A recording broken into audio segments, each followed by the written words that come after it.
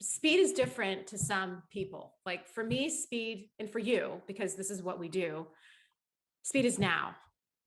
For some people, it could be, let me talk with my board, let me get approval on this, let me think about it. Maybe give me a case study that you've worked on relative to speed and the importance. The short answer is you have 2 hours. You have 2 hours when bad news breaks in order to respond and respond well. That's the model that is at the center of breaking bad news. There are only 5 steps you need to take inside of that 2 hour, what I refer to as the TikTok box. But inside that TikTok box, if you fail to move through the 5 decisions, you will lose the narrative. And that is something that I studied, researched pretty well and thoroughly in order to understand really what is the nature of the current news cycle. That's it. You got 2 hours. If you decide that you need to go talk to your board, if you decide you want to think about it for a few days or weeks, okay, here's the risks that you are now opening yourself and your brand to. And let's take your example. A protester lodges a complaint against a university. University presidents take that super personally, and they dig in, they go up into their ivory tower. I have a university client. They literally have a tower that they sit in. No, it's not that far. I mean, the visualization is the reality there. Yeah. Yeah. And I often counsel them. I said, this isn't an attack against you. So why don't you, with some objectivity, turn shoulder to shoulder with that person and start asking questions? Oh, this is the allegation that you've made. How did you get there? And make that interrogative a public event. It's a simple technique, but it requires depersonalization. And that's the thing that is so hard for leaders to apply, because inside of any crisis event is this situation called dissonance, psychological dissonance. Oh, yes. Where they're honestly not able to make that kind of objective decision.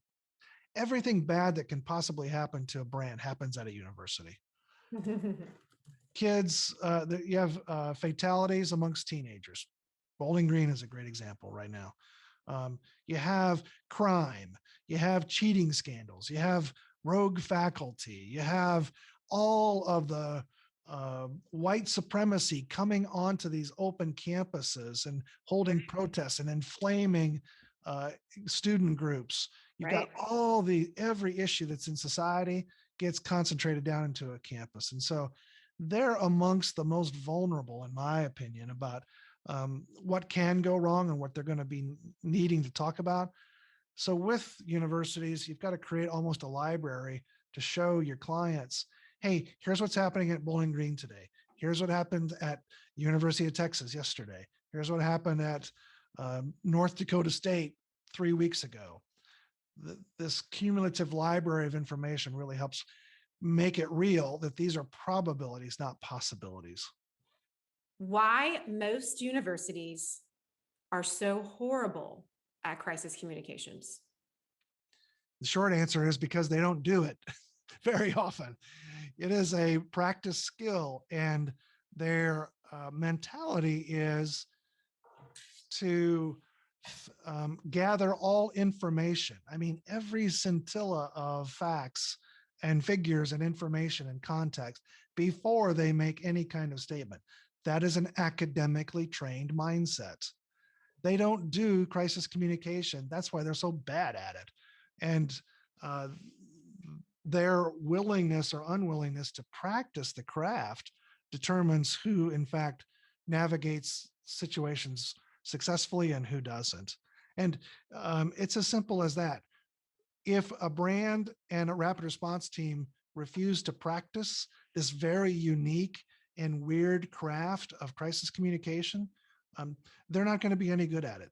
So having drills, tabletop exercises periodically, twice a year for the best clients that I serve, they're really quite good at responding in an appropriate fashion and time frame.